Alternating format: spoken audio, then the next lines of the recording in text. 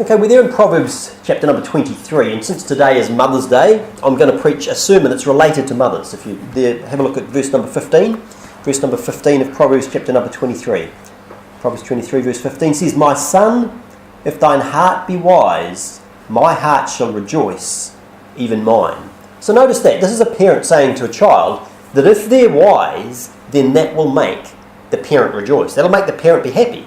If you want to make your mother, or your father for that matter, happy, then be a wise child. Be a wise child. Turn to Proverbs chapter number 10. Proverbs chapter number 10. We're going to spend a bit of time in Proverbs this morning, as well as quite a few other places, but Proverbs chapter number 10, verse number 1.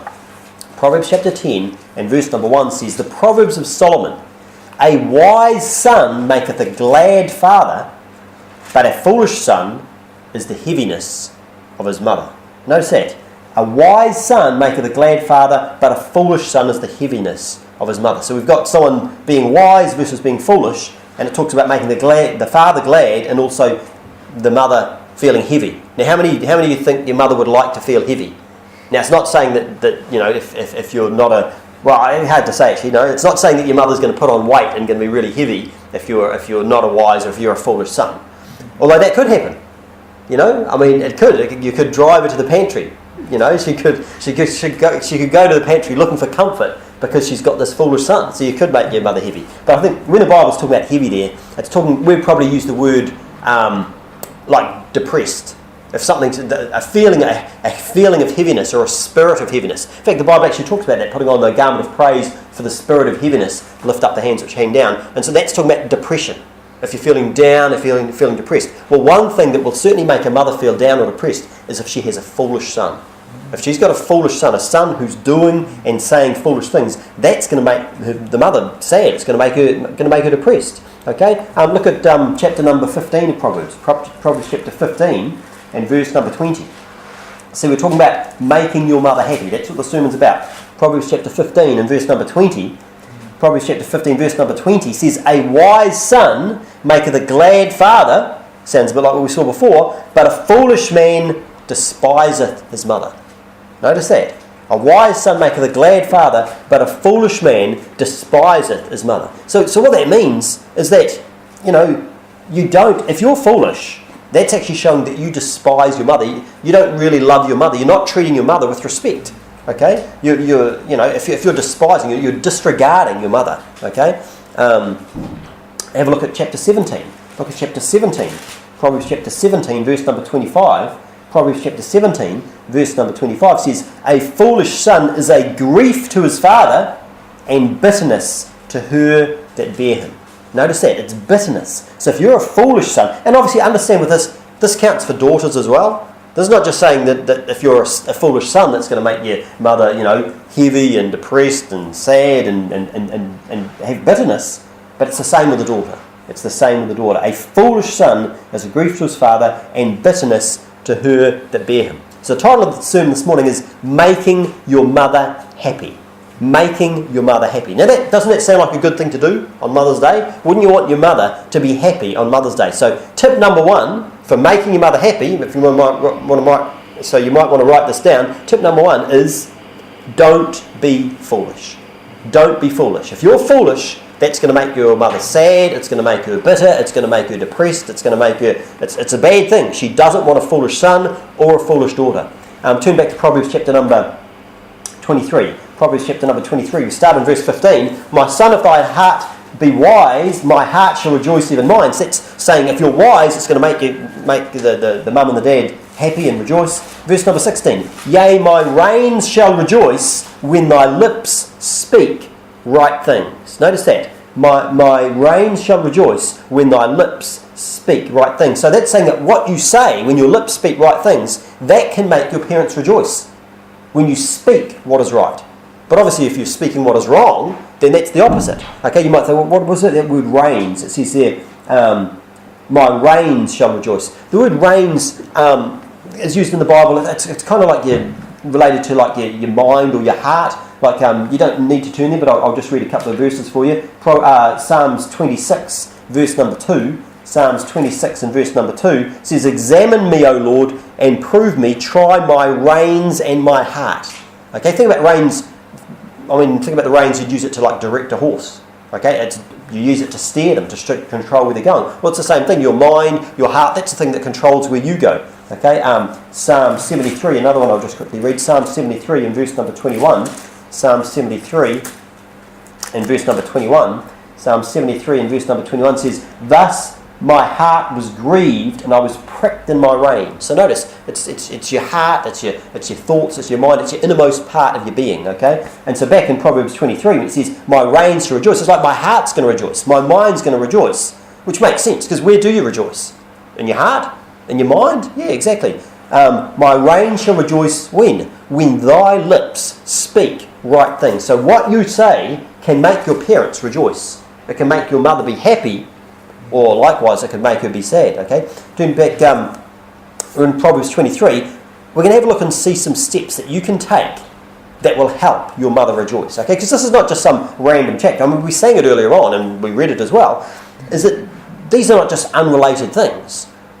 If we look here, there's a whole pile of related passages saying, look, "My son, if thine heart be wise, my heart shall rejoice, even mine. Yea, my reins shall rejoice." So in fact, we can see here, my heart rejoicing and my reins rejoicing. My reins shall rejoice when the lips speak right things. Now it's going to list some ways.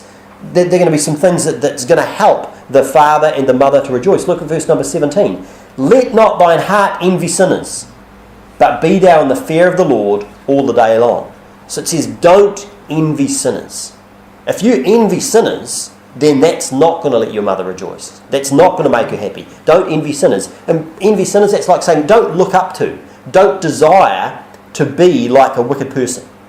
You say, who would desire to be like a wicked person? Well, how about this? Turn on the TV.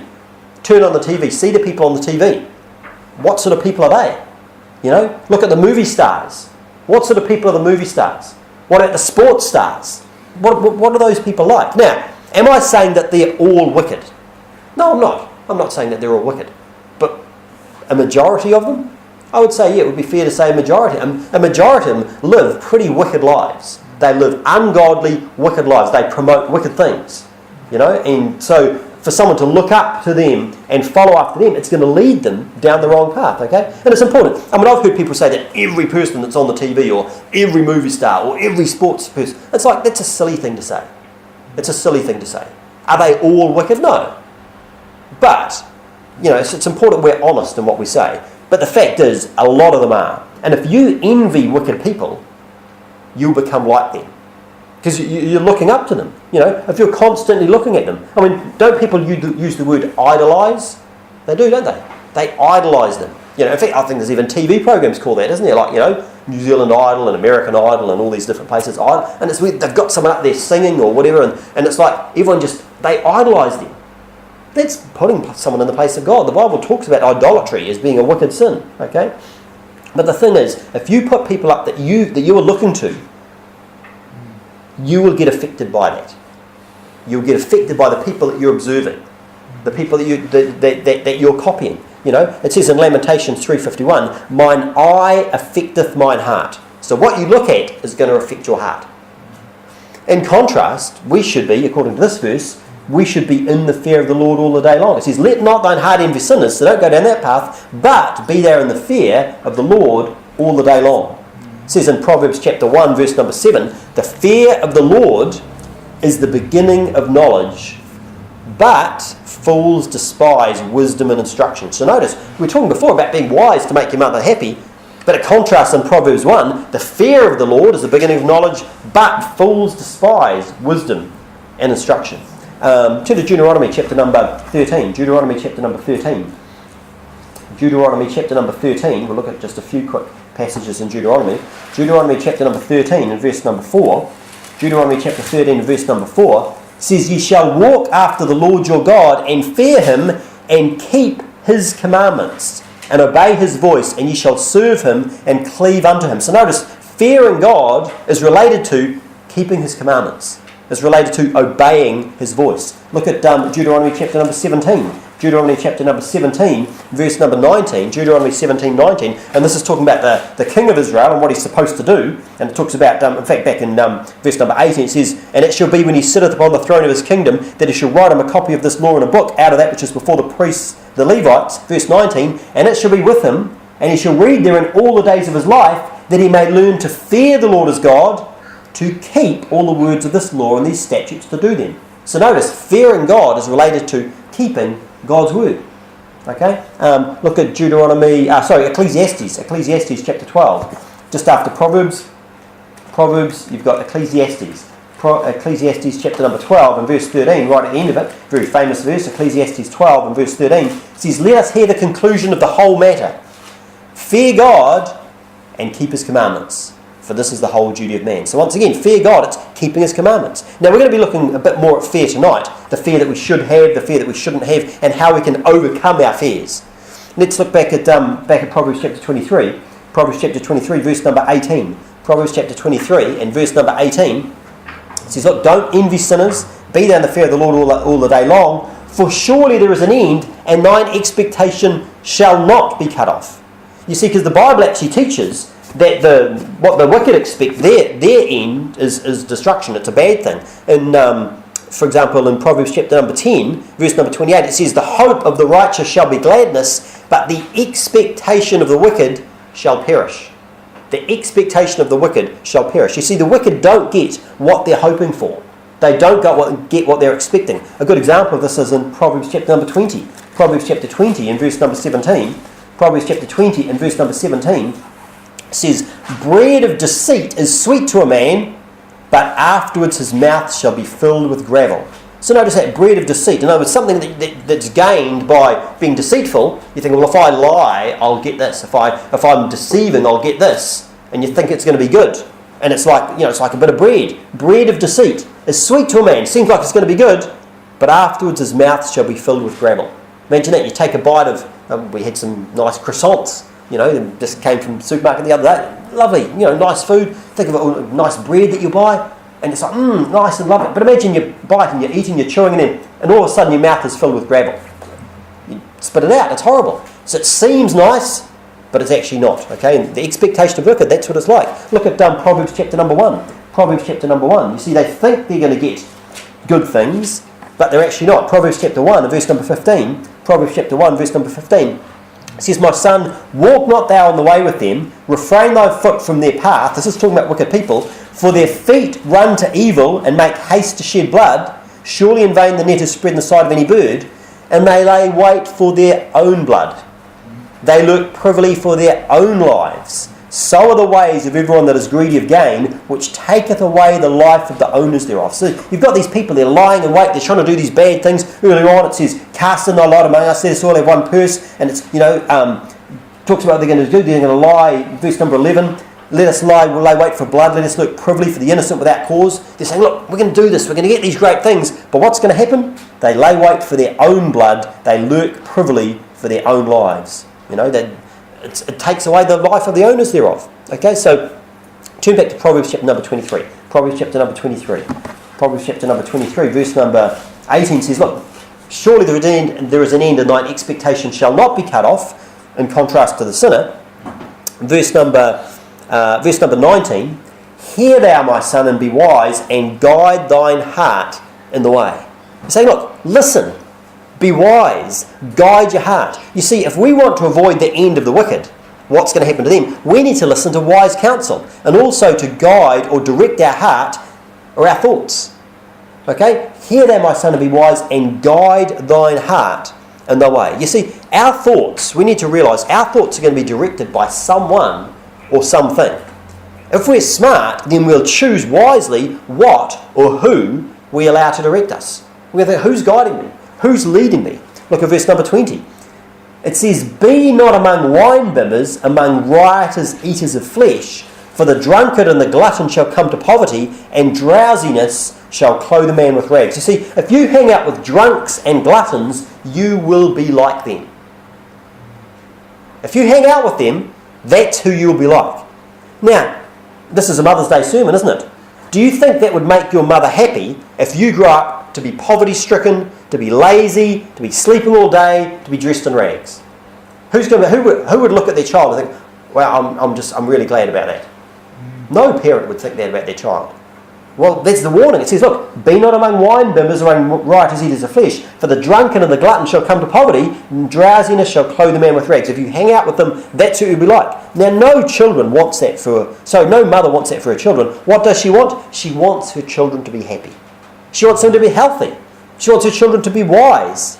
And the fact is, a lot of unhappiness is caused by sin. Wouldn't you like to be happy? Most people would like to be happy. You'd think people want to be happy. Well, have a look at, keep your finger in Proverbs, but look at 1 John. 1 John, chapter number 1. 1 John, chapter number 1. 1 John, chapter number 1, and verse number 4. 1 John, chapter number 1, and verse number 4, page 1229. 1 John 1:4 says, and these things write we unto you, that your joy may be full. See, Apostle John, he's writing this book so that people's joy will be full. These things write we unto you, that your joy may be full. But then look at verse number 1 of chapter 2. My little children, these things write I unto you, that ye sin not. So why did he write 1 John? So that people's joy would be full? Or so they wouldn't sin? Well, both. Because guess what? When you don't sin, that's going to give you joy. Because sin actually takes away joy. You see, the drunkard and the glutton, they don't live joyous lives. Drunks aren't happy people. They're trying to drink away their misery. They're trying to drown their sorrows in a bottle. And it just gives them more sorrows. It destroys their mind, it destroys their liver, it destroys their body. Okay? Now the fact is, a lot of unhealthiness, it's caused by sin. You know, your body gets destroyed by being a drunkard. Your body gets destroyed by being a glutton. And not only that, it will damage your mind. It will damage your mind. Okay? And of course, the Bible also says, if you turn back to Proverbs chapter 23, the Bible also says that foolishness, which is the opposite of wisdom, is actually a sin. Foolishness is a sin. If you're in Proverbs 23, just look across the page, verse number 9 of chapter 24, the thought of foolishness is sin, and the scorner is abomination to men. So notice that. The thought of foolishness is sin. Do you want to make your mother happy? Hey, give her some flowers. That's great. Send her a gift. Tell her how thankful you are to her. But be a wise child and do what's right. Okay, look if you would at 3 John. 3 John. I should have told you to keep your finger in 1 John. But just after 1 John, you've got 2 John and then you've got 3 John. 3 John, chapter number 4. 3 John, chapter number 4. 3 John, chapter number 4. So, chapter number 4. Try again. 3 John, verse number 4. There's only one chapter. 3 John, verse number 4. It says, I have no greater joy than to hear that my children walk in truth. I have no greater joy than to hear that my children walk in truth. I mean, isn't that going to make a mother happy? Absolutely. It's a great way to make your mother happy. Walk in truth. Be a person of truth. I mean, we mentioned that before. Not exaggerating, not saying things that aren't true. Okay? We need to be honest. We shouldn't mislead people. You know, have a look. In fact, look at 2 John. Look at 2 John, verse number 1. Look how many times this truth comes up. It says, the elder unto the elect lady and her children, whom I love in the truth. And not I only, but also all they that have known the truth. For the truth's sake which dwelleth in us and shall be with us forever. Grace be with you, mercy and peace from God the Father and from the Lord Jesus Christ, the Son of the Father, in truth and love. I rejoice greatly. Look at that. I rejoice greatly that I found of thy children walking in truth, as we have received a commandment from the Father. Notice that. Rejoice greatly. And not only that, but it's a commandment from the Father. Look at 3 John, verse 1. The elder unto the well-beloved Gaius, whom I love in the truth. Verse number 3. For I rejoiced greatly when the brethren came and testified of the truth that is in thee. Even as thou walkest in truth, I have no greater joy than to hear that my children walk in truth. You see, every believer should be striving to do this anyway. Striving to be a person of truth. Because being a follower of Christ, it means seeking to be like him. You know, look at Philippians chapter number 2. Philippians chapter number 2. Philippians chapter 2 and verse number 5. Philippians chapter 2 and verse number 5. Philippians chapter 2 in verse number 5. Looks like my Bible turning fingers are dry this morning. Philippians chapter 2 and verse number 5 says, "Let this mind be in you, which was also in Christ Jesus." See, the believer, the Christian, should be like Christ. A few verses previous, Paul actually said, verse number 2, he says, "Fulfill ye my joy, that ye be like-minded, having the same love, being of one accord, of one mind." You see, the mind that we should have is the mind of Christ. And of course, Jesus, what did he say? "I am the way, the truth, and the life." Jesus Christ is truth, and if we follow him, then we'll walk in truth. Now, we don't have to do that to be saved, but we do have to be people of truth to be his disciples. You know, I mean, we can see that it's not automatic. Some people say, "Oh, well, you know, if you're a believer, you'll automatically be truthful." Well, if that's the case, then why did Paul write to the Ephesian believers? Look at Ephesians, just over the page. Ephesians chapter number 4, verse number 25. Ephesians 4 and verse number 25. Paul wrote to the Ephesian church, and he told them, "Be renewed in the spirit of your mind." Verse 25, he says, "Wherefore, putting away lying, speak every man truth with his neighbour, for we are members one of another." Why would Paul write to the believers at Ephesus to tell them to do that? Why would he tell them, put away lying, speak truth? Because maybe they weren't all speaking the truth. Maybe some of them were lying. I would say so. In fact, you can read through all the things he says here, and he's telling them, do this and don't do this, and, you know, next verse talks about being angry. Okay? Different things. He talks about the things that come out of our mouth. All these things. Because why? Being saved doesn't automatically make these things happen. Now, back on the subject, we should want to make our mothers happy, but of course we should also want to make God happy. And the fact is, you know, often there's an overlap between that. Making God happy and making your mother happy can be the same thing. Now, not in all cases. You know, there can be times where there's a conflict. And when there's a conflict between the two, obviously we know that God should have the preeminence. God should have the priority. It says in Matthew chapter number 10 and verse number 34, Matthew chapter 10 verse 34, Jesus said, "Think not that I'm come to send peace on earth. I came not to send peace, but a sword. For I am come to set a man at variance against his father, and the daughter against her mother, and the daughter-in-law against her mother-in-law. And a man's foes should be they of his own household." Verse number 37, "He that loveth father or mother more than me is not worthy of me. And he that loveth son or daughter more than me is not worthy of me." So notice, we should love our mothers, but we should love God more than our mothers. So if there's a conflict between the two, okay? But the reality is that, you know, our mothers are going to be pleased when we're truthful. And God will be pleased when we're truthful. Because the thing is, lying is something that God really, really hates. Look at Proverbs chapter number 6. Proverbs chapter number 6. If there's one sin that you really want to look out for, because it leads to so many other sins. Proverbs chapter number 6. Proverbs chapter number 6 and verse number 16 says, "Look, these 6 things doth the Lord hate. Yea, 7 are an abomination unto him." These are things that God really, really, really doesn't like. He hates. They're an abomination unto him. Look at the first one. A proud look. God hates it when people are proud. Okay, think about those people on the TV. Think about the movie stars. Think about the sports stars. How often do you see a proud look? God doesn't like that. A proud look. A lying tongue. That's something that God hates. A lying tongue. And hands that shed innocent blood. Obviously God wouldn't like that. And heart that deviseth wicked imaginations. Feet that be swift in running to mischief. A false witness that speaketh lies. We've already had a lying tongue, and now we've got a false witness that speaketh lies. God hates it. And he that soweth discord among brethren. So it's important we understand that. God commands us to be truthful. He commands us to be truthful. I rejoice greatly, it says in 2 John 1:4. I rejoice greatly that I found of thy children walking in truth as we have received a commandment from the Father. God commands us to be truthful. But of course, contrast that with Satan. Contrast that with Satan. Look at John chapter 8. John chapter 8 and verse number 44. John chapter 8 and verse number 44. Jesus says, John 8:44, page 1076, "Ye are of your father the devil, and the lusts of your father ye will do. He was a murderer from the beginning, abode not in the truth, because there is no truth in him. When he speaketh a lie, he speaketh of his own, for he is a liar and the father of it." You see, understand that. When you lie, you're being like Satan. You're being like the devil. When you're truthful, you're being like God. Because God is truth. Jesus said, I am the way, the truth, and the life.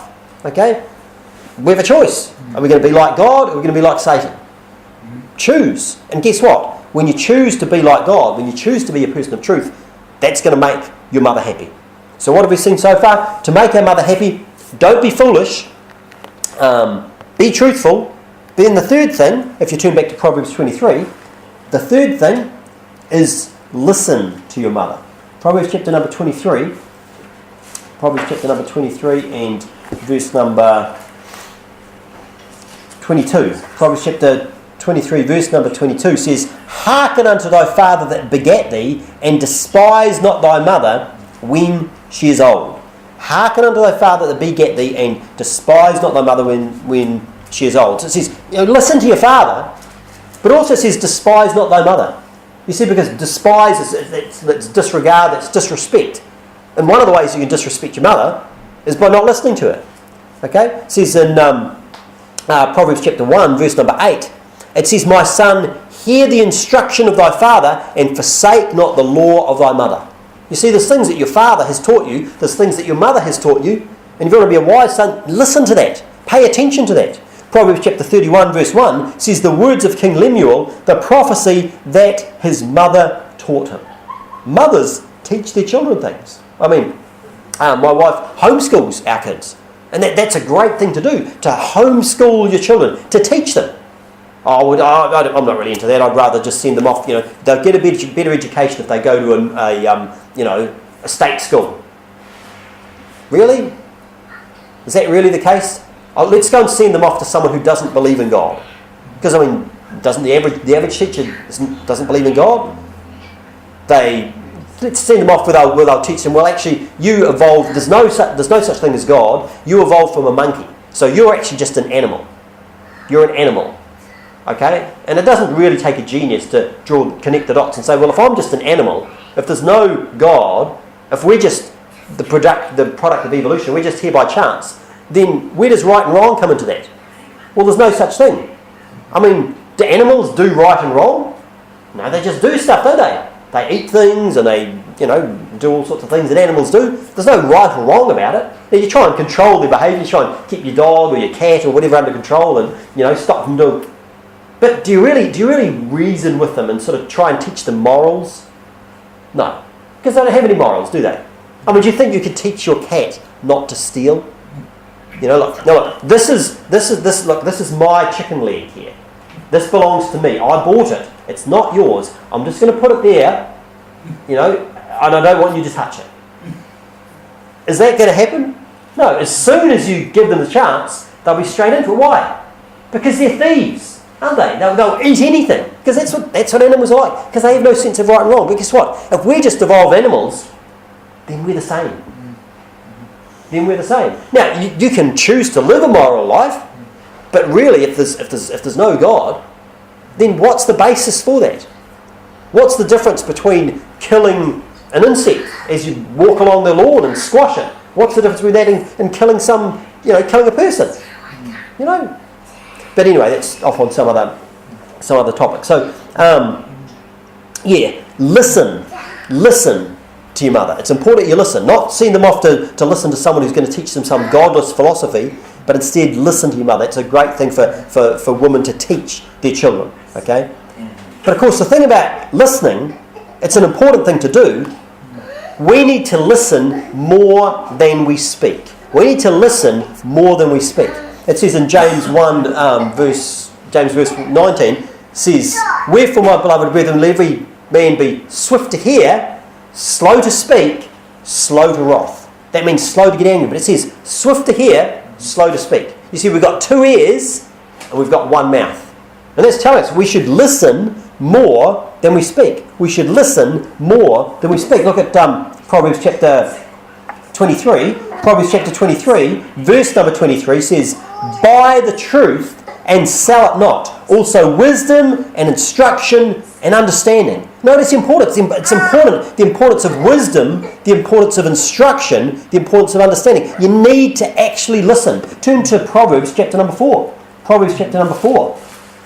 Proverbs chapter 4, verse number 1. Look at all the wisdom and instruction that's given here. Proverbs chapter 4, verse number 1. It says, "Hear ye children, the instruction of a father, and attend to no understanding. For I give you good doctrine, forsake ye not my law. For I was my father's son, tender and only beloved in the sight of my mother. He taught me also." Notice he says, he taught me also. He's saying, look, my father taught me also. Also, as well as who? Well, his mother. Okay? I was my father's son, tender and only beloved in the sight of my mother. He taught me also, and said unto me, "Let thine heart retain my words. Keep my commandments and live." Get wisdom, get understanding. Forget it not, neither decline from the words of my mouth. Forsake her not, and she shall preserve thee. Love her, and she shall keep thee. Wisdom is the principal thing. Notice that. Wisdom, it's saying wisdom is the most important thing. Wisdom is the principal thing. Therefore get wisdom, and with all thy getting, get understanding. But notice how it's talking about wisdom. Do you notice how it's actually referring to wisdom as though wisdom is a woman? You know, it says, forsake, in verse 6, "Forsake her not, and she shall preserve thee. Love her, and she shall keep thee." Verse number 8 says, "Exalt her, and she shall promote thee. She shall bring thee to honour when thou dost embrace her. She shall give to thy head an ornament of grace. A crown of glory shall she deliver thee." So notice it's saying, wisdom, which is likened to a woman, is going to bring you all these good things. But of course, didn't we read before, but fools despise instruction, don't they?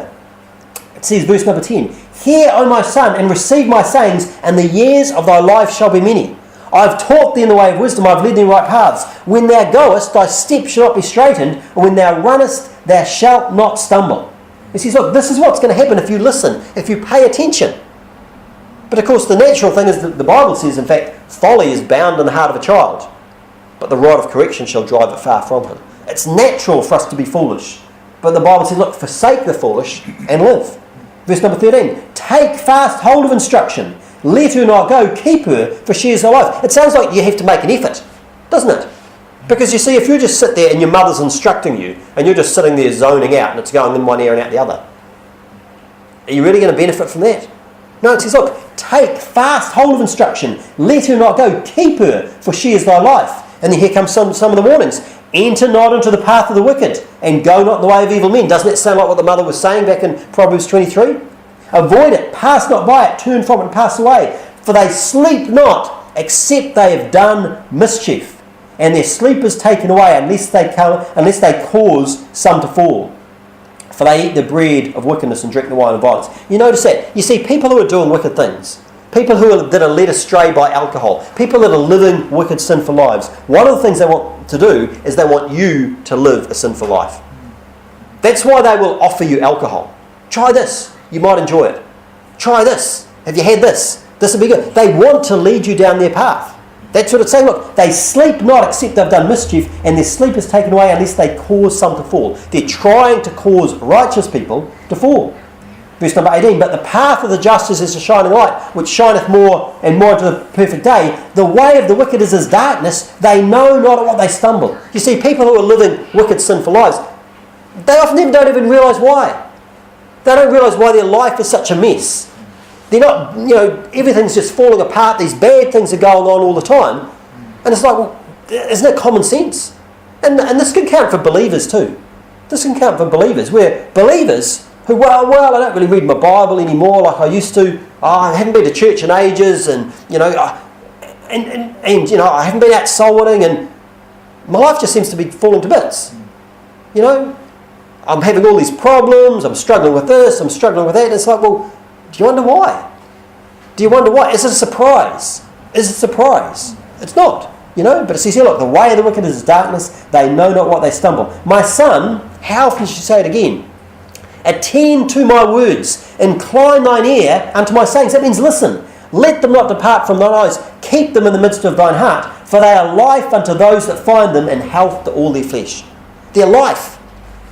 The Bible says, "The entrance of thy words giveth light." Verse number 23. "Keep thy heart with all diligence, for out of it are the issues of life." So look out for the things that go into your heart. "Put away from thee a froward mouth, and perverse lips put far from thee. Let thine eyes look right on. Be careful what you look at. Let thine eyelids look straight before thee. Ponder the path of thy feet, and let all thy ways be established. Turn not to the right hand nor to the left. Remove thy foot from evil."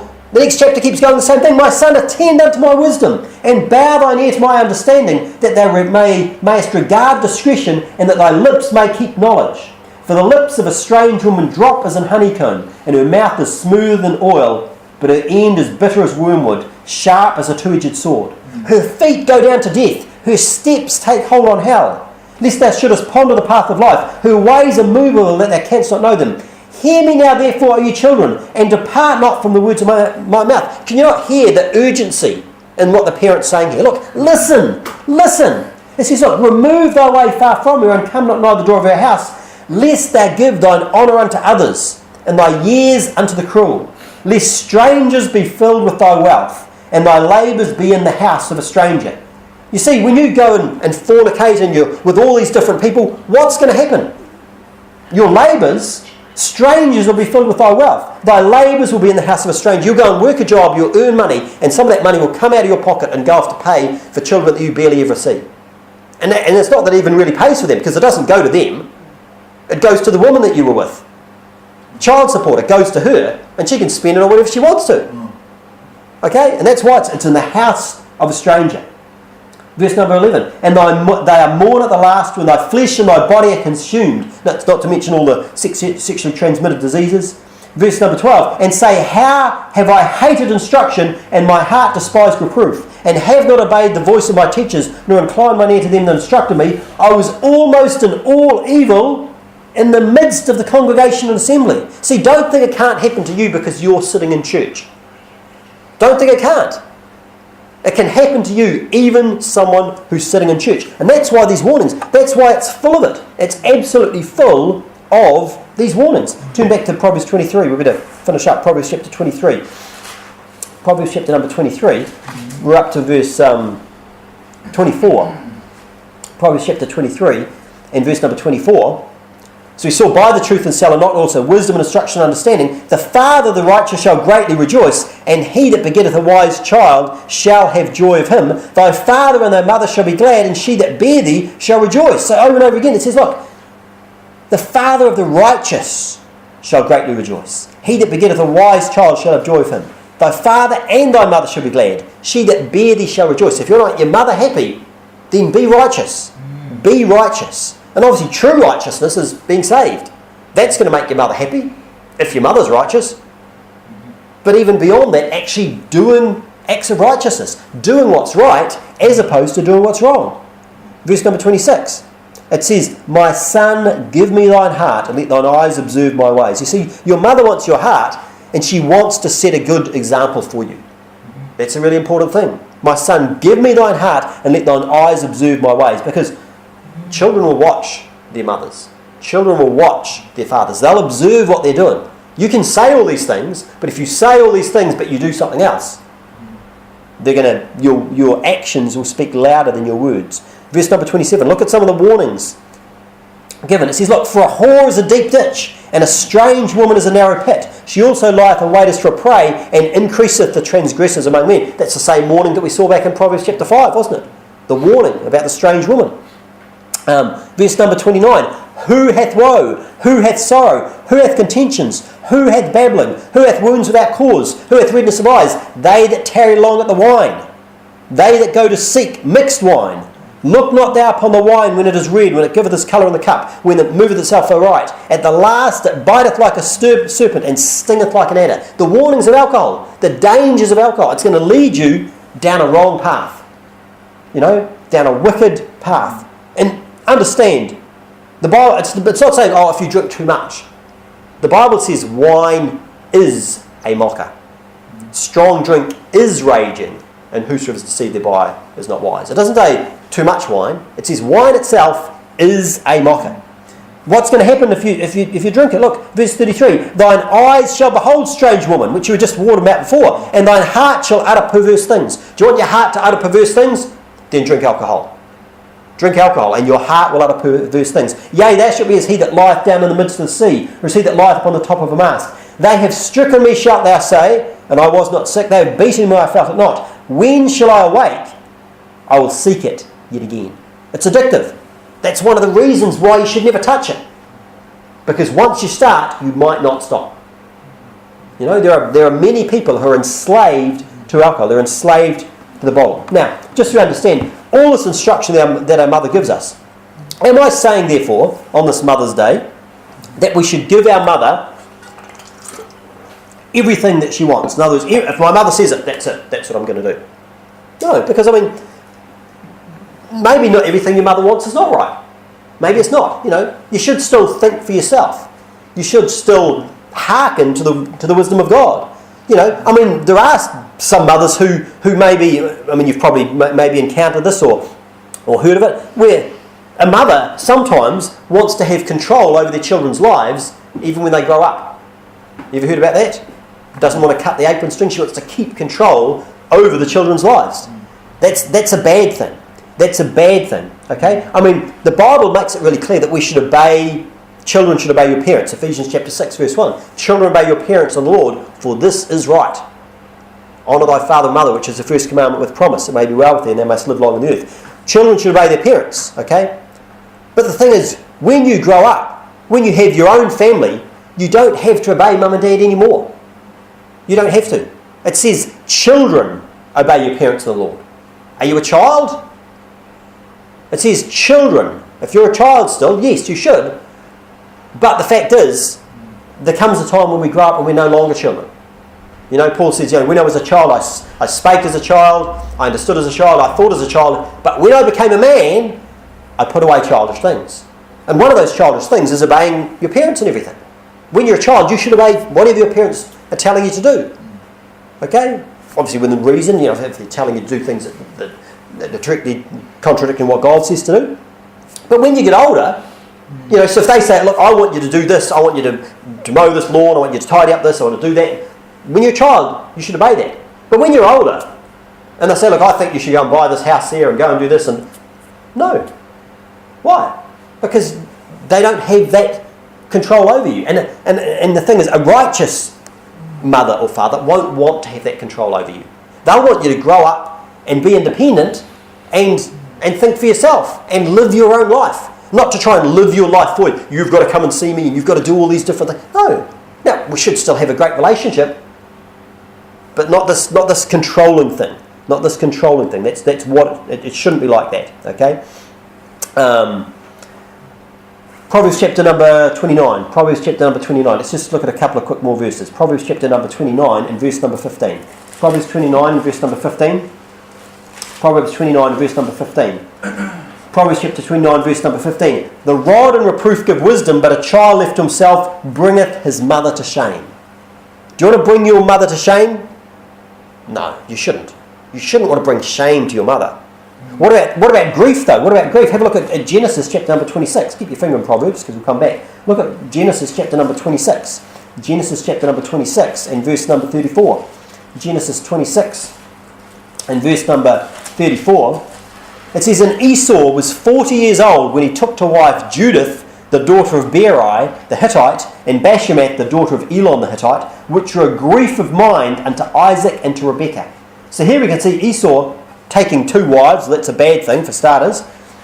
But it says the people that he chose, they were the women of the land. They were ungodly women. And what were they? They were grief of mind unto Isaac and to Rebekah. Even though Esau was 40 years old, it's fine for him to make his own choices at this stage. It's fine. But when you make silly, ungodly choices, even when you're a grown-up, it's still going to make your parents, it's going to be a grief of mind to them. In fact, if you look at verse number 46 of the next chapter, Proverbs chapter 27, verse number 46. It says, and Rebekah said to Isaac, I am weary of my life because of the daughters of Heth.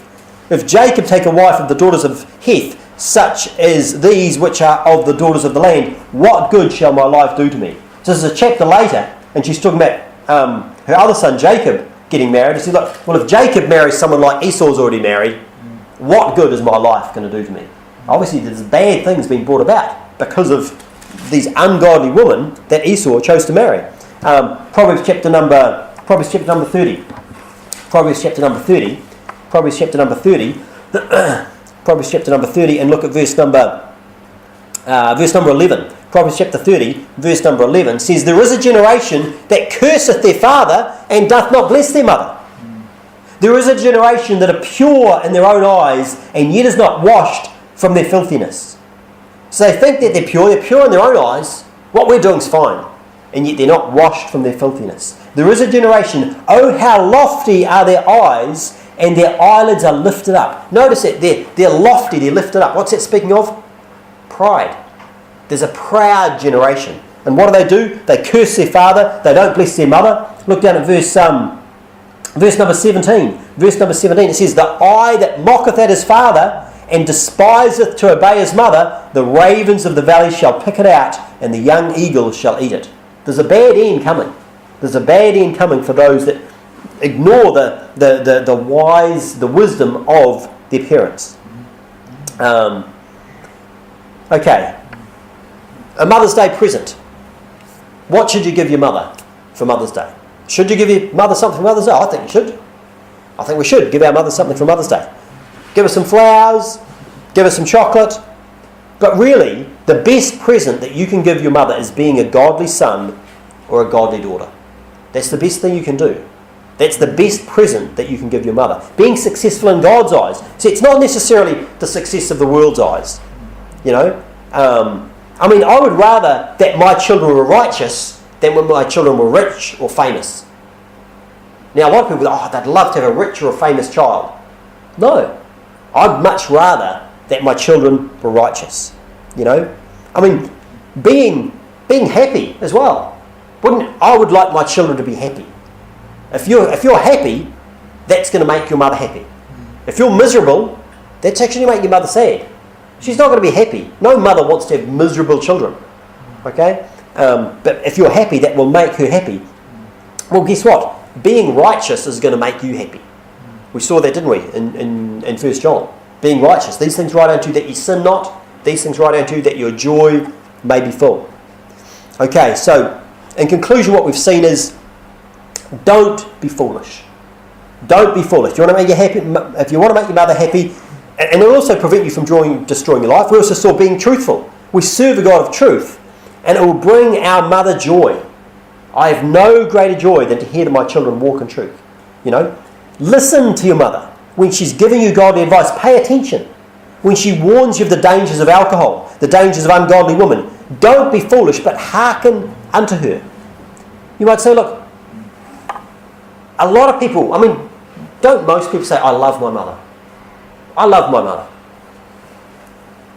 But we shouldn't just honour our mothers with our lips. We should actually take heed. We should actually pay attention. Okay? Actually, finish, just if you would, last place we'll turn back to 2 John. 2 John. I was thinking about this. A lot of people have talked about this before, about whether this letter was written to a person or to a church. And I was just thinking about this just this morning, in fact. And, they say the elder unto the elect lady and her children. They say, well, that's, a lady, so it can be talking about a church and the children, the believers in it. But I think, we've sung 2 John many times. In fact, we'll sing at the end of the service. And 3 John. And when you sing them and you compare them and you see the parallels between them, it's quite clear. 3 John is talking to a person, isn't it? It's talking to the well-beloved Gaius.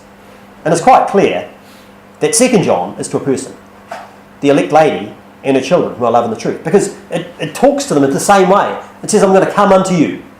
I hope in 3 John, for example, it says, I had many things to write, but I will not with ink and pen write unto thee, but I trust I shall shortly see thee, and we shall speak face to face. Peace be to thee, our friends, so they greet the friends by name, at the end of 3 John. But it's the same thing in 2 John. Having many things to write unto you, I would not write with paper and ink, but I trust to come unto you and to speak face to face, that our joy may be full. And so, it's the same sort of thing, although it does say thee in 3 John, where it says you in 2 John, but of course, 3 John is written to the well-beloved Gaius. It's written to one person. But of course, 2 John is written to the elect lady and her children. So it's written to plural. And so this reminds me of someone like, thinking about like Timothy. Remember Timothy? I think it's in 2 Timothy. Don't have to turn there, but in 2 Timothy chapter 1, I'm thinking it is, 2 Timothy chapter number 1, verse 5 says, when I call to remembrance the unfeigned faith that is in thee, which dwelt first in thy grandmother Lois. So Timothy had a grandmother called Lois, who had faith. and in thy mother Eunice. We probably say Eunice in modern day language, but it's I'm just used to Alexander Scorby. Your mother Eunice. In fact, if you check the pronunciation, that's the way it says in the back of the Bible. And I'm persuaded in thee also. But you've got three generations. You've got a grandmother, you've got a mother, and you've got Timothy. The faith in Lois, Eunice, and Timothy. Okay? That's the same sort of thing. This is what's being talked about here in 2 John. The elder unto the elect lady and her children, whom I love in the truth. You know, I rejoice greatly that I found of thy children walking in truth as you have received the command from the Father. I have no greater joy than to hear that my children walk in truth. If you want to give your mother a good Mother's Day, if you want to give your mother a good every day, then be a righteous child. Be a godly child. That's the best gift that you can give your mother and make her happy. Let's pray. Gracious Lord, we thank you for your word. And Lord, I thank you for my mother. I thank you for each one of our mothers, Lord. I pray you'd help us to be wise children. Help us to bring our mothers joy and not grief. Help us to walk in a way that pleases you. Lord, we thank you for the many admonitions in your word. And thank you for the many admonitions, the many things that we've learned from our own mothers. Help them all to have a special day this day. And Lord, we just pray you bless them abundantly. In Jesus' precious name, amen.